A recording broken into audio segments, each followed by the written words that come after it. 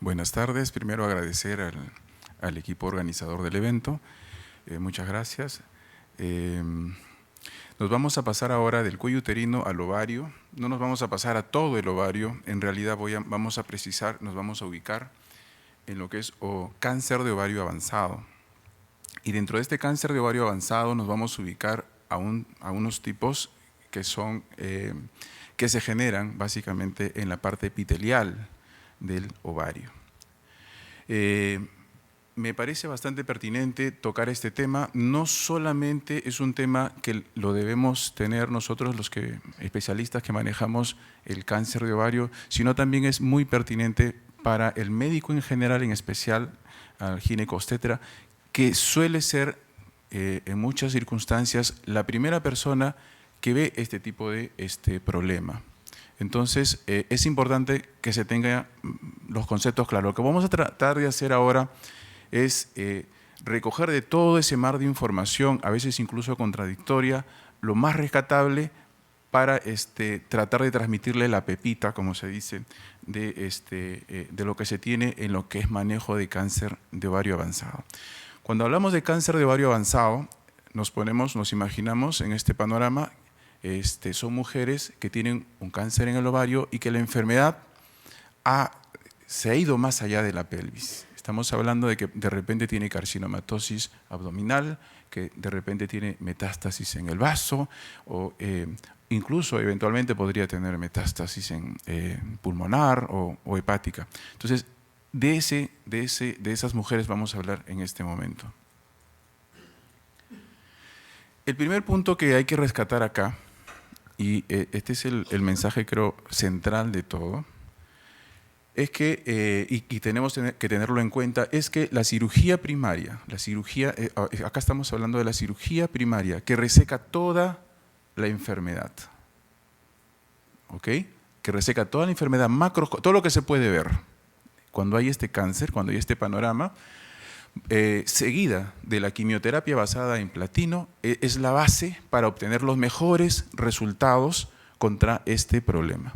Entonces, ese es el primer punto y creo que es la base de toda esta presentación. Y bueno, hay una serie de información, evidencia clínica que desde 1975 y seguimos hasta el momento, de que de una u otra forma nos hablan de que es así.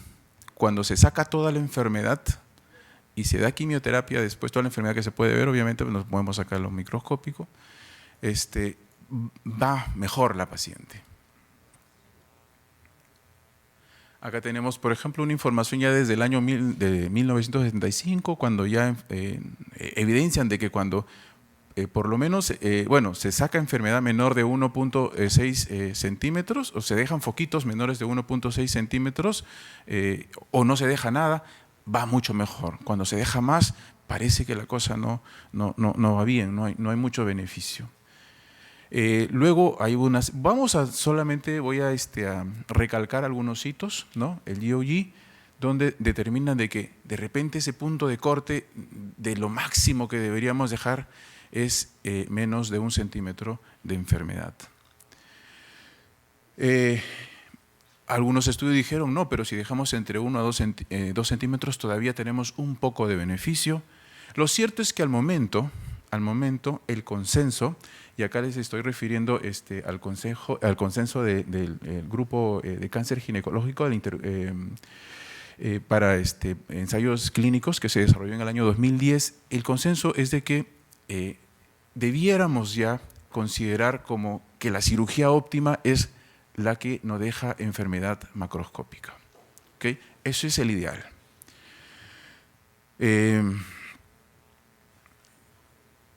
Y más o menos estamos dejando así la clasificación, donde tenemos la ideal, que es la que reseca toda la enfermedad, R0 u óptima en los términos que se debe conocer ahora, la casi óptima, que deja entre 0 a foquitos de enfermedad de hasta 1 centímetro, y subóptima ya estamos considerando de que todo lo que queda de más de 1 centímetro. Y es que los beneficios, y esto es tres estudios, porque hay una serie de evidencia al respecto, nos muestra de que el beneficio es importante. Por ejemplo, este de 1994, ¿no? A 5 años de sobrevida estamos hablando de 60, y las que dejan más de, o las cirugías que dejaron más de 2 centímetros, menos de 20% de sobrevida a 5 años, prácticamente triplica. Y en casi todas, o en la sobrevida media o a 5 años, la figura es parecida. O duplica o triplica las posibilidades de control de la enfermedad, de esta enfermedad avanzada. Ahora viene la pregunta, ¿no? La pregunta justo que es la más importante de esta presentación. ¿Y todas se pueden beneficiar de esto? ¿Todas las pacientes con cáncer avanzado de ovario se pueden beneficiar de esto? ¿De este esfuerzo máximo para sacar toda la enfermedad?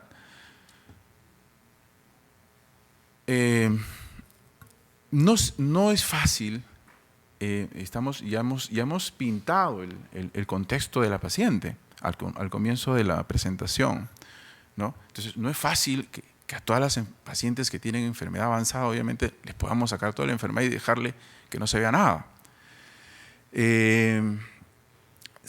Bueno, entonces, a lo largo también de todos estos años, no solamente estamos hablando de un estudio, de una serie de evaluaciones retrospectivas, entre observacionales, algunas, unas pocas que se han podido, de estudios clínicos controlados, siempre han tratado de ver si la quimioterapia, o sea, digamos, yo no voy a poder sacar ahorita toda la enfermedad, no, le doy quimioterapia y después ingreso en mejores condiciones, ¿cierto? Ese es más o menos, siempre es ensayado tratar de ver si realmente eso es efectivo. Lo cierto es que, bueno, hay varios, justo el que estuve indicando, este es una metaanálisis al 2006. Lo cierto es que hasta esa fecha, con toda la información que se tenía, la conclusión a la que se llegaba era la siguiente, ¿no? La cirugía de intervalo, que es la cirugía en la que yo empiezo a hacer la cirugía, hago mi máximo esfuerzo para sacar toda la enfermedad, pero no logro sacar toda la enfermedad, o dejo más de 1 centímetro o más de 2 centímetros. Entonces, si a ese grupo de pacientes yo les digo, les voy a dar unos 3 o 4 cursos de quimioterapia para regresar a operar de nuevo, hacer un nuevo intento de esfuerzo máximo y sacar toda la enfermedad. Y si los comparamos contra el otro grupo en el cual, bueno, no pude sacar todo y simplemente les doy quimioterapia, parece que no hay ninguna diferencia. En términos generales, la mayoría de evidencia indica de que no hay mayor diferencia. ¿Ok?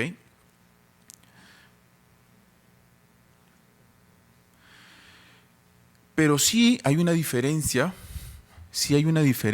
cuando, por ejemplo, la primera cirugía fue realizada por no especialistas. O sea, que ingresaron a la cirugía, bueno, dentro de su bagaje, de sus capacidades, hicieron lo más que pudieron y luego las mandaron a quimioterapia para regresar. De repente, después de eso, regresan, ya están en un centro especializado, y en ese contexto hacer un esfuerzo máximo sí parece que tiene algún valor para la paciente. ¿Okay?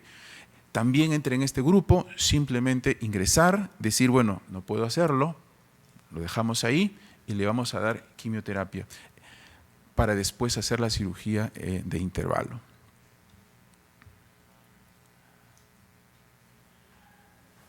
Han habido varios resultados contradictorios, y uno que más o menos el EORC, en un ensayo clínico controlado, que encontró, ¿no? Ellos encontraron la panacea, no, hacer biopsia y dar quimioterapia neoadyuvante o con cirugía de intervalo posterior es igual que hacer cirugía primaria, el mayor esfuerzo, y luego darle quimioterapia. Sin embargo, hay una observación sobre este estudio, porque este estudio básicamente considera que el ovario el ovario, el cáncer de ovario avanzado es una enfermedad uniforme, que no hay variaciones en las características de cada tipo de tumor. Y obviamente lo que obtuvieron fue eso, ¿no? Que no había diferencia, en la sobrevida libre de enfermedad ni en la sobrevida total. Y es que, pero había una cosa que sí se notaba, ¿no? Que, por ejemplo, acá tenemos, este es el rojito, esto es la cirugía, el rojito, y el azulito, ¿no es cierto? Aquí está la diferencia. La diferencia para el estadio clínico 4 es que favorece a la quimioterapia de forma importante. Yo creo que lo más importante de este estudio fue de que para el cáncer que nosotros vemos que no se va a poder resecar, sí vale dar quimioterapia y luego hacer la cirugía y no empezar con la cirugía. El problema con los estadios clínicos 3, y estas son las observaciones que hicieron, ¿no? Cuando se hace este estudio, encontraron dos cosas. Uno, de que dentro del reporte de quienes hacían cirugía, la tasa que tuvieron de resecciones R0 no fue importante, fue baja. Y como era un estudio aleatorio, o sea, no interesaban las diferencias para cada cáncer, se ponían todos los tipos de casos, todos los tipos de cánceres, de manera de que, obviamente, los que se podían beneficiar de una cirugía óptima, de inicio, se mezclaban con los que no. Y al azar pasaban a cada uno de los grupos. Y esa es la principal deficiencia de este estudio. Y es que hay que considerar varios factores. Uno de los factores es el equipo quirúrgico y los recursos que se tienen alrededor de esta cirugía. Tendríamos que tener equipos que tengan que ir más allá de la cirugía ginecológica estrictamente, ¿no? Con capacidades para hacer todo ese tipo de personas profesionales o equipos de profesionales que tengan la capacidad para hacer todo ese tipo adicional de procedimientos. Esplenectomías, resecciones intestinales, de intestino delgado, etcétera. Todo lo que fuera necesario para llegar al objetivo.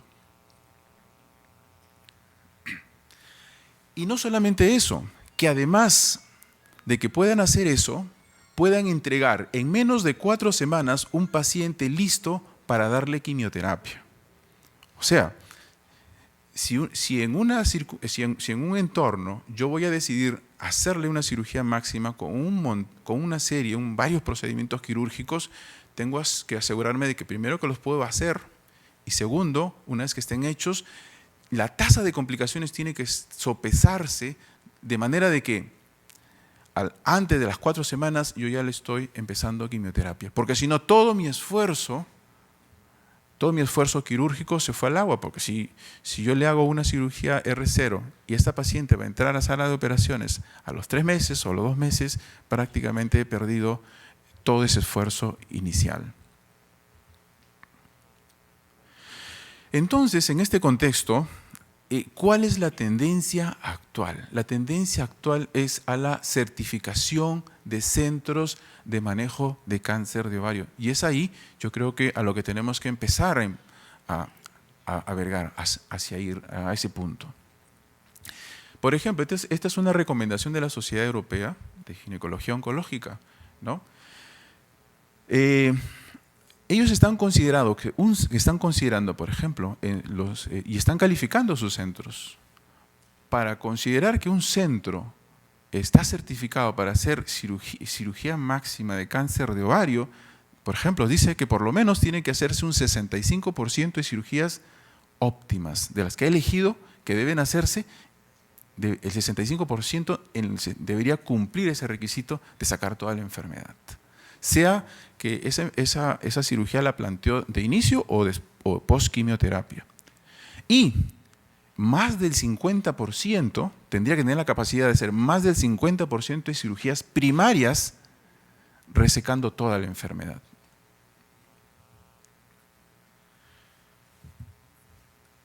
Hay varios factores también. Hay otro factor que es importante tener en cuenta cuando uno decide hacer un máximo esfuerzo.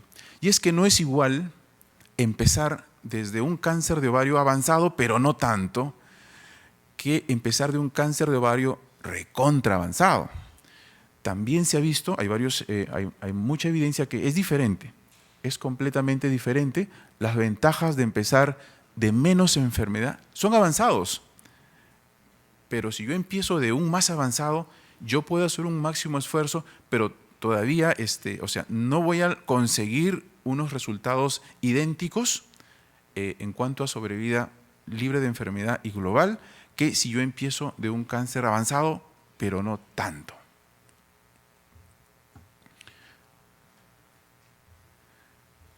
Y es que en cáncer de ovario, y ahora eso se está poniendo de moda, y cada vez los estudios nos van perfilando, nos van refinando, nos van a ir encontrando los diferentes tipos de cáncer y cómo vamos a tener que actuar sobre cada uno de ellos. Esto solamente es por ejemplo, le pongo factor biología tumoral, pero que se basa ya en lo que más o menos yo voy encontrando antes de empezar la cirugía. Y aquí está, ¿no? Entonces, si nosotros empezamos a evaluar factores pronósticos de los tumores, vamos a encontrar que hay unos que tienen buenos factores pronósticos, todo es avanzado, y otros que tienen peores factores pronósticos. Entonces, ya sabemos de entrada, o por lo menos tenemos una idea de entrada de en quienes esperamos una mejor respuesta y en los cuales no. Obviamente, para los de mejores respuestas es para quienes debe reservarse esta cirugía de máximo esfuerzo al inicio. Por ejemplo, aquí hay una clasificación donde hace varias, hay varias, ¿no? Vamos a poner esta. Pone en la categoría 1 y 2 y 3, que básicamente son categorías en las cuales se puede intentar hacer ese esfuerzo máximo con una tasa razonable de éxito y teniendo en contraparte una sensata tasa de complicaciones, ¿no? Y los que están en categoría 4 y 5, que ya son, por ejemplo, de acá, que tiene el mayor volumen de enfermedad, está localizado en el abdomen superior, ascitis severa, ¿no? Entonces, en estos casos, probablemente enfrentarse a una cirugía máxima no tenga ningún sentido. Categoría 5, estamos hablando también de carcinomatosis peritoneal, intestinal, enfermedad mesentérica masiva, etcétera. Son situaciones en las cuales no parece que sea sensato aventurarse en ese tipo de cirugías, ¿no? Y obviamente darle preferencia a iniciar con quimioterapia y luego la cirugía. Yo creo que el factor más importante ahorita y en el que se está perfilando toda la investigación es el factor selección del paciente. Entonces, llegamos a un punto en el cual no debemos meter a todos los pacientes con cáncer de ovario avanzado en el mismo saco. No son iguales. Tienen cáncer avanzado todos, pero no son iguales. En algunos ya estamos viendo algunas evidencias, voy a tener la esperanza de tener mejores resultados que en otros. Pero no es fácil seleccionar a los pacientes. 2 minutos nada más, me apuro entonces. Entonces, no es sencillo. Por ejemplo, tenemos un score, el famoso score de Fagotti, en el cual su capacidad para darse cuenta decir, bueno, sí yo lo puedo hacer, pero al final solamente el 70% lo puede hacer. Entran por la laparoscopía, miran y dicen, sí sale, pero cuando después de hacer el máximo esfuerzo, resulta que lo hicieron solamente en el 70%. Tenemos en el otro lado, en Europa, también Fagotti está en Europa, pero desde el lado de la sociedad europea, más bien a lo que están tendiendo es agarrar y decir, bueno, entonces el paciente con cáncer avanzado, vamos a hacerle todos los estudios que necesitamos hacerle y vamos a hacer una evaluación previa de si realmente vale la pena ingresar o no a cirugía máxima, ¿no? Y obviamente están descartados los que tienen por imágenes, por exámenes prequirúrgicos, metástasis irresecable, ¿no? o metástasis ováricas y peritoneales secundarias a otros tumores malignos, hay que descartarlos también porque de repente es un cáncer de estómago. Uno puede pensar que es de ovario. Y acá hay unos criterios de irresecabilidad, ¿no? Básicamente, infiltración difusa y profunda de la raíz del mesenterio, infiltración difusa del intestino delgado, de tal magnitud que si yo tuviera que hacer una resección me va a quedar intestino menos de 1.5 metros, compromiso difuso del estómago o duodeno, sí se aceptan si son compromisos focales, factor tumoral, y acá el factor tumoral, la base genética, el hallazgo, esto también está en estudio, hay varios estudios que ya nos empiezan a diferenciar los tumores y lo cual nos va a permitir tener terapias dirigidas para cada tipo. Entonces, la última diapositiva, para que no se estresen los organizadores, es que, bueno, todo se beneficia en cirugía quirúrgica primaria, o sea, de entrada máxima, la respuesta es no. ¿No? El intento de máximo esfuerzo está relacionado con si yo tengo todos los recursos, el equipo, los recursos también para hacerlo. Ese es el punto más importante. De repente en nuestro medio, en muchos hospitales de nuestro medio, el afinamiento del proceso de selección, ¿no? Nos están poniendo la pauta de que esto debe ser meditado bien antes de programar un paciente para una cirugía citorreductora máxima. Y obviamente cuando vemos que tenemos varios elementos que nos dicen que esto no va a salir, la quimioterapia neoadyuvante es importante para estos pacientes. Bueno, muchas gracias.